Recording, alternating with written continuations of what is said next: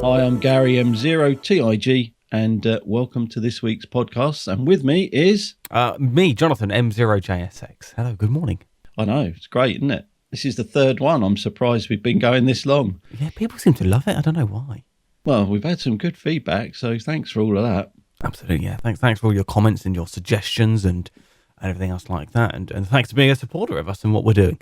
It's very much appreciated. I do have one or two of the comments saved at the end of this document, so we can actually read through it later on, maybe. Yeah, absolutely. Should we start with the news? Go on then. Let's start with some news. And some news out of the RSGB this week is that they have employed a brand new set of RSGB GB2RS news readers. Kelvin, M0KEL, is now broadcasting news via GB3IW on the Isle of Wight at 10:15 each Sunday. The repeater's output is 433225 with a CTCSS tone of 71.9 hertz.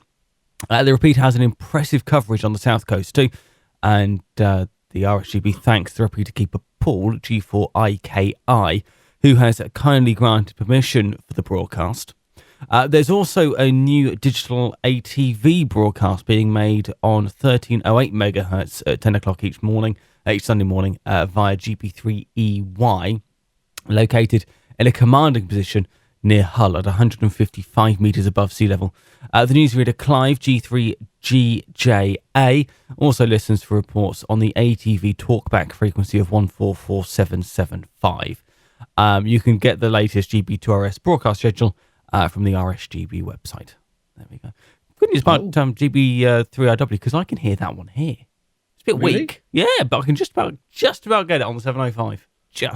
Oh, okay. Is that the broadcast, the news broadcast, is it? Yeah, well, I can certainly get the repeater, GB3IW here. As I say, it's a bit weak. I'm right on the fringe. And if GB3TU comes up, it completely overrides it. But other than that, I can hear it. Fair enough. I'm sure I used to be able to listen to it through, is it Bracknell? Did they do it through Bracknell repeater? Yeah, so GAROG, Alison, does the bulletin through GB3BN at 9 o'clock on a Sunday morning. Really? Oh, I didn't know that. Yeah. Oh, wow. Is this a new thing? Because before, who was it before? Because I remember that. It used to be Roy. He had quite a radio voice, didn't he? G8, I want to say CKN. Not sure if that's right. But all right. He was down in Alton Way in Hampshire. Yeah, he hung up his headphones, as it were, a few years ago now. Oh, wow. Okay. Well, it's good, because I used to enjoy that on the. Well, I mean, it was back when I did my test. My started getting into ham radio officially. Probably was about 2009, 2008, 2009. About the same time as me. Oh, yeah, about the same time as me. Well, there you go. There you go. So, anything else? So Andrew at KI7RYC has donated the URL hamradio.org domain to the International Amateur Radio Union for non-profit educational use to promote the amateur and amateur satellite services. In accepting the gift, the IARU president, Tim Allen, VE6SH, said that the hamradio.org domain offers a unique opportunity for which we are deeply grateful to Andrew. It is our intention to develop a website that can serve as a focal point for anyone everywhere who may be seeking information on amateur radio. That's good. Of course, there is only one, hamradio.co.uk. Just saying. I know. There's only one. I wonder whose that is. Some company somewhere. And Gary, I think you've got a bit of news about someone pretending to be ATC. Yeah, there was apparently there was a 32-year-old that has been arrested for mimicking air traffic control. Now, I've not actually seen this officially in the news, but I just saw some little link on the web that sort of came through. But apparently they were actually looking for him for 6 months, and he's managed to evade capture. But the really interesting thing about this was he was getting better and better and better at mimicking the traffic control to the point where, he was getting very convincing. But they managed to get him. So I will look forward to seeing the end to that one and see what actually happens to him. I did hear about this. And did you hear how they actually caught him? No, I didn't know. They flew a police helicopter right over his building and then called him. Fair enough. Yeah, so, and don't tell me they had like 400 Yagis all poking out the bottom of the helicopter. I'm not entirely sure about that, but I think the end of their S meter was sort of bending by the signal strength. Yeah, so, but the thing is, he knew he'd been captured when sort of 400 little red dots suddenly appeared in his living room. But there is something else as well that seems to be popping up as well. I've seen some interesting sort of news just sort of creeping about the internet, where Amazon now are sort of starting to crack down on the sale of RF devices.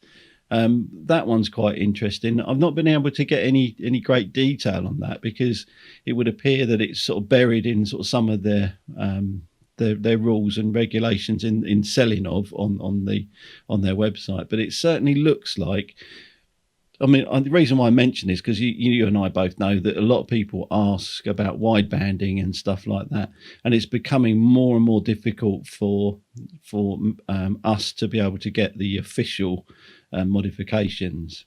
Yeah.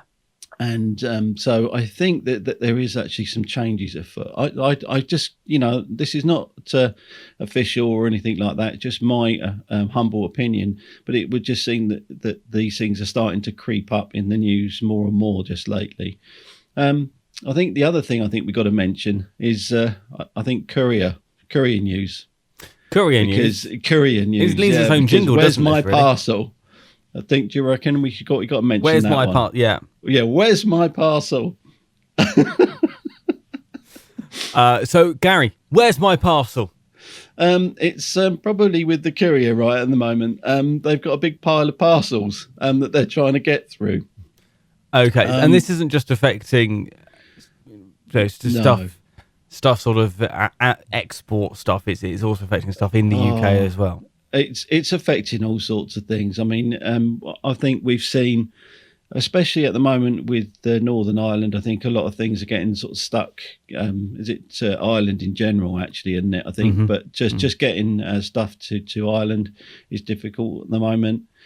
I think couriers are really, really under a lot of pressure, and I wouldn't want to be a courier at the moment. It's that would not be the best job in the world, I'm sure. So my respect to them. So yeah, I think I think they're under a lot of pressure at the moment to get stuff out, and I think it's a perfect storm at the moment, isn't it? We've actually got the effects of Brexit, and we've also got the effects of coronavirus. So I think it's the whole combination of everything, and everyone now can't go out to the shop, so they're all buying online. So things are getting, tied up and in, red tape and stacked up, probably up to the ceiling in these big hubs. Yes, Simple as that. I think that's absolutely right. So if you have ordered anything, and from anyone, to be fair, and it's taking a long time to arrive, it's not just us. It's pretty much anybody. If you're having issues and waiting for your parcel to arrive, it's on its way. It's just taking forever. And I can assure you that there are some really agitated conversations to these couriers from time to time and in the workplace. Oh yeah. So anyway, I think we should move on now, probably to some questions. What do you think? I think so. Right, okay. I think we should move on to some questions. What do you want to go with the first one, Gary? Well, I've highlighted one here. Someone's asked, can I get an antenna that allows me to get all frequencies? Well, the answer to that is pretty much no, not really. You can get antennas that maybe are good for a range of frequencies, but they're probably not going to be very good for just about everything. You can get general receive antennas, and you can get trapped antennas for whatever. So yes and no. You can receive an awful lot, but you can't really transmit on an awful lot. It's unfortunately, and then physics is physics. An antenna is going to be whatever it's going to be. So Yeah. there you go. There's a question here. Which radios will do SSB on 2 meters? And is there a handy that does this? On the handy front, you could go with a THD74 for receive, but it's not going to transmit SSB. And then, radios that will do 2 meters. There's nothing really dedicated anymore. I mean, in years gone by, you'd have been able to get something like a multi-mode single band radio. They don't exist anymore. No, I think the closest you'll get now to a hand portable is something like an FT818, but that's got HF in it. Or IC705. You're looking at 705 would do it. Yeah. Or even thinking outside the box, KX3 with the 2 meter transverter in it. Okay. That would also get you on 2 meters SSB. But if you're looking for something sort of dedicated, IC9700 for base station use primarily, 857 if you can find one of those on the second-hand market. I still run mine mobile. 991A, 7100. There are options, but we get asked this question quite a lot about doing sort of single band or VHF, UHF, multi-mode, and there isn't a lot that is just VHF, UHF. Most of them got HF on as well. So, all right, okay. Now there's one here, SDR, superhet on HF transceiver, which is better, SDR or super heterodyne receiver? Well, believe it or not, SDR nowadays, modern day SDRs are superhet receivers. So that is how they managed to get such a big, view of the HF spectrum. The earlier ones, I think they were, is it direct conversion? The earlier ones? Yes. I think they were. So that was a much narrower. Yeah. I think the SDR, what was it? The Flex 1500. I think that was 48 kilohertz. And I think you've got a soft spot for a Flex 1500, though, don't you? I know. Yeah, but they're a nice little thing. And that guy that did that software is nice. He did. Whoever's doing that software now, he's done such a nice job of that skin. Really, really good. It's a good budget. It's a good start. It's a good little thing. But I think that's only 48 kilohertz, so you can pretty much only get one slice, and it's a fairly narrow sort of thing. Majority of them now, I think they are about 192 if they're the earlier ones. K. This is all off the top of my head. I haven't got the facts and figures in front of me. But nowadays you go into the newer ones and they're like 14 megs. So you get quite a span, and you're able then to split that off into different, maybe up to 8 slices, because I think now something like a 6700 or something like that has got 2 receivers in it that you can split each one into 4, and so that will give you a fair old sort of view of everything. So which would you prefer, Gary? If you were buying an HF transceiver, would you be going for something that is labelled SDR? Would you be going for something that is labelled hybrid? Or would you be going for something that's labelled superhet? Do you know what? After playing with the Yaesu, I think there's some merit in a lot of them. I think if you look at something like the Flexis, they work extremely well. The noise reduction is really fantastic, and especially if you look at something like the Anans, where the receiver on those, the noise reduction is incredible. But in my humble opinion, the software is it's a little bit dated, and I think a lot of people don't like the software quite so much. But sort of the Flex has got a nice bit of software. The noise reduction is really fantastic, and they are what they are. But these new, combinations of all sorts of things are actually very, very good. I absolutely love the 101 and the FTDX10, and the ICOM.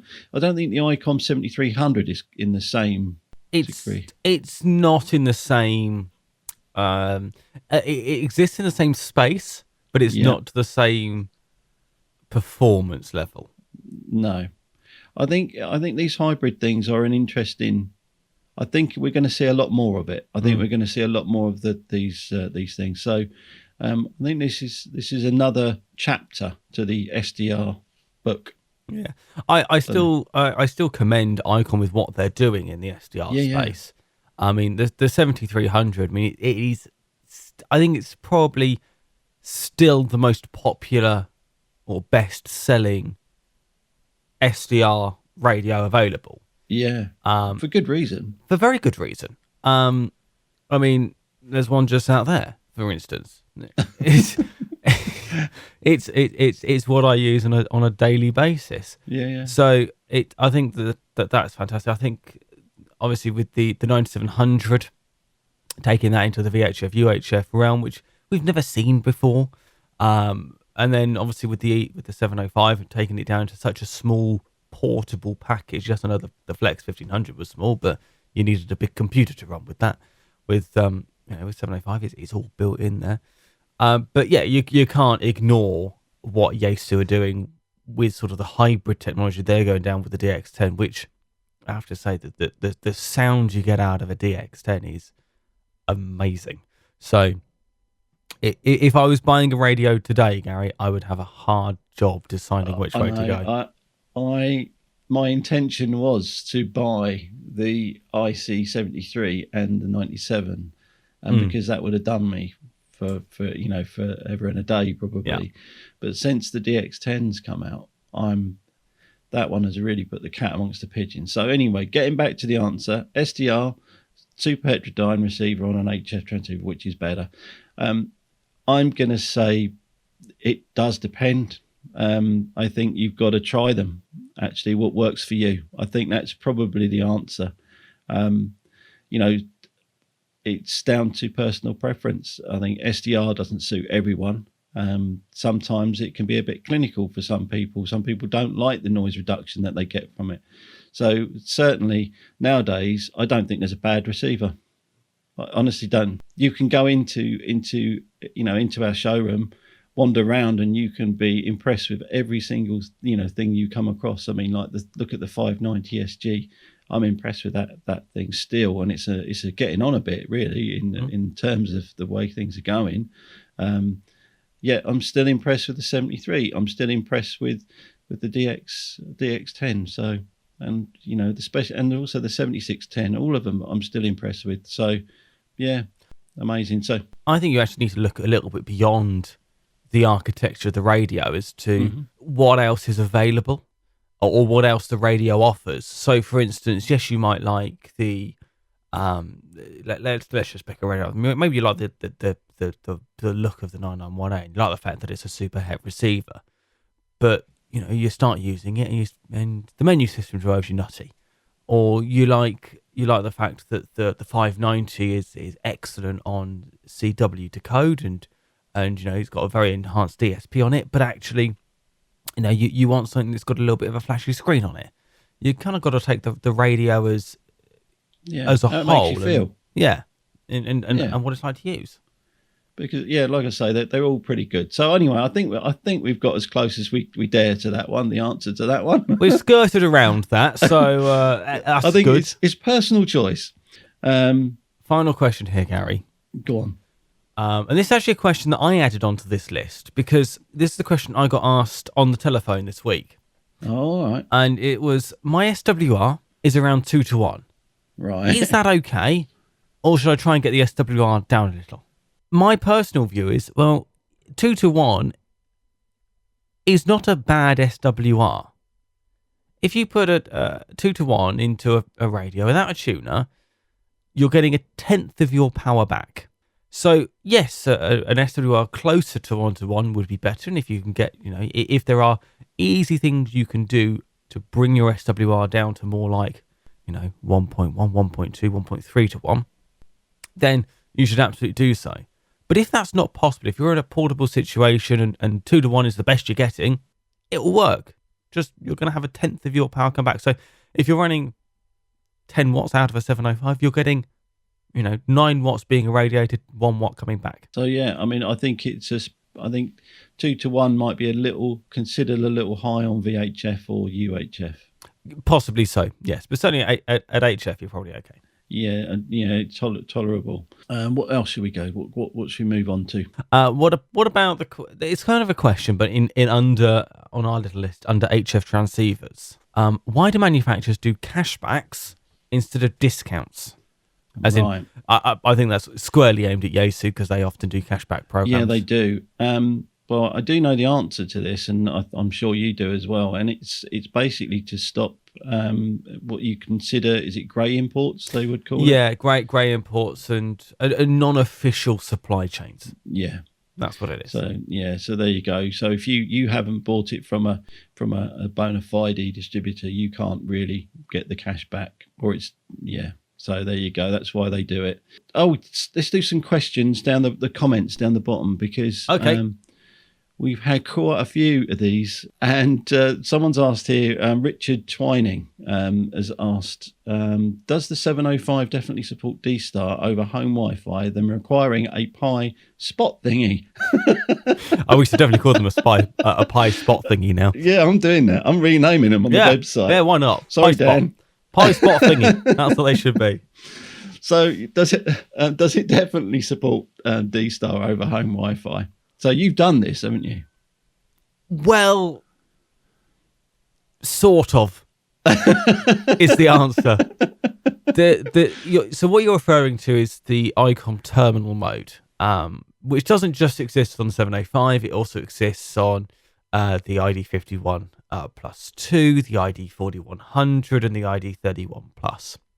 All have terminal mode. The 705 and the 9700, sorry, as well. The 705 is different because it does it without needing any cables. With the other ones, you do need to sort of hook it up to your computer.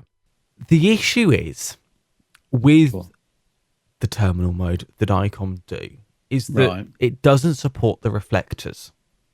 So you can do direct calls to individual users, and you can do direct calls to individual repeaters across the D-Star network, but you can't access the reflectors. Now, if you've ever used D-Star, you'll know that pretty much all of the activity is on the reflector system. Having said that, there are a number of clever hams who have set up their own reflectors on the XLX system with the support for terminal mode. So although you might not be able to get onto the official ICOM, D-Star, the REF reflectors, you could get it onto one of the XLX reflectors and use it that way. All right. Okay. Well, that's I think is answered that one. I hope that was okay for you there, Richard. The other one is Ron Hardy 1. It says, excellent. Well done to you both. This is certainly something to continue. Gary, have you got Mike Richards' book on the Raspberry Pi? Maybe you could include some tips for users of this a bit of kit in ham radio. The answer to that is I do have that book as a, I think I've got it in one of my, I think it's a paper version. So it's off of, it's a Kindle book. I think I've got that one. So yeah, I am reading through, and yeah, both Jonathan and I are quite keen to sort of maybe do a little bit with the Raspberry Pi. It's quite difficult to do on a podcast. Maybe we'll do that in the future with another type of video. That might be a bit of fun, especially with the 705, because I've certainly got some thoughts on the Pi 400 with the 705. Yeah. So that would. Personally, I like the Raspberry Pi for its versatility, not just in amateur radio, but also outside of amateur radio. I use Raspberry Pis absolutely everywhere in what I do in sort of the broadcasting realm as well. There is at least 2 Raspberry Pis running somewhere in my desk right now. Well, I think they're amazing things. I've got hooked up, which I keep intending to do sort of a little something with. I've got actually a Docker Swarm, which is eventually is going to be doing some pretty cool things, but quite what at the moment I don't know, and I keep trying to find the time because it's a massive investment in time, because Linux unfortunately is granular. You can do an awful lot with Linux, however everything takes 5 times as long. there's no getting out of that, and it is hard work. It's not so easy. But both you and I actually have got a friend, James M0 JFP, who actually works for the company that does Engine X. So so that I know that you use that, which is sort of something, which is quite a clever piece of kit. But anyway, that's another story. So thanks, Ron. We will be doing some bits and pieces of that.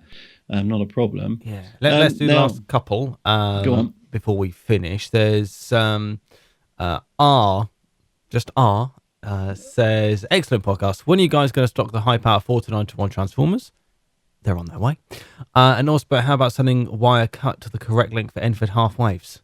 Takes the fun out of it, doesn't it? That's half the fun, getting the wire cut to the right length. Yeah, well, something we can consider. Well, 49:1, I think Richard at work, he loves about 20 meters of it, doesn't he? His magic figure is 39.8 meters, I think. Something in that range. 39.8. That's very. It's official, something like that. It's 39 point something, and that gets him on pretty much every band. Let's have a look. Ray says, I did the last of the Bath courses. I passed first time previously, having minimal maths and electronics experience and knowledge. Superb course material that really makes you think. If you think you cannot pass, you can with a bit of professional effort and great help from the Steve and the rest of our team. So that's in reference to last week's podcast where we mentioned about the fact that the Bath-based distance learning course is returning. All right. Well, that's good. These people that put in their own personal sort of time and everything to do these courses, a huge thank you to them, because they don't half put some effort in. And it's only, I think, respectful, isn't it, to put some effort in to maybe, get your test done if you're taking it. So, but there you go. So, right, okay. So, do you want to do any more? Let's do one final one. Go on. Jonathan Creaser, who we both know, really enjoyed both your podcasts. Really nicely done, guys. Friendly, engaging content. Thank you, 73s and 73s to you, Jonathan. Yeah, well, unfortunately, Jonathan's been quite ill recently, so I hope you're feeling much, much better, Jonathan. I understand he is on the mend, so good. I hope you're fighting fit soon, Jonathan. Yeah, and we got to mention Bruce as well. Come on. Bruce. Podcast great. Well done, guys. Thanks for giving me your time. Yeah, Bruce still has yet to take me out on his boat. He's still yet to do it. I'm just saying, Bruce, come on. Every year, you say, we'll take part on the boat. It's never happened. It's not such a good time to do it. Right, okay, no, fair enough then. All right, I think rain has stopped play. Yes. Meanwhile, where's the snow? That's a good point. Hang on. No, it's not snowing here. No, it's not snowing here either. It was supposed to be Snowmageddon today. It's not come. No, definitely not. Well, apparently there's some cold front blowing in from the continent or something along those lines. It's going to hit the east coast, isn't it? Yeah, it's Beast from the East too, apparently. Oh, okay. Yeah, the return of the cold. Well, look. Okay, well, this has been fun. We could do this for an hour or two probably if we carried on, because we've got quite a bit of content here. Yeah. I think you guys can't actually see just the amount of content that we're wading through now. So huge thank you to everyone that is sending in the questions and stuff. It's becoming more and more fun to do. So, but yeah, so there you go. Absolutely. Yeah, thanks very much. We will do one. I'm not sure if we're doing one next week or not, Gary, because the studio's being dismantled. Well, in that case, then probably what we'll have to do is we might have to record one early. Yeah, we might have to record one early. Okay. All right. Well, we'll see you soon. Thanks very much for watching. Don't forget, there's the next Something for the Weekend video up on Friday, as well as the weekend webcast live on a Saturday afternoon. Make sure you're subscribed to our YouTube channel in order to get that. And also click on the bell notification there. If you're listening to this as the podcast, either on Spotify or iTunes or wherever you get your podcasts from, make sure you're subscribed there as well. And every time that we upload one of these, that will get downloaded automatically to your phone. So that'll be absolutely brilliant. And thanks very much for listening and watching as well. But for me, Jonathan, thanks so much and goodbye. And exactly what he said. Thank you. See you soon. Bye-bye.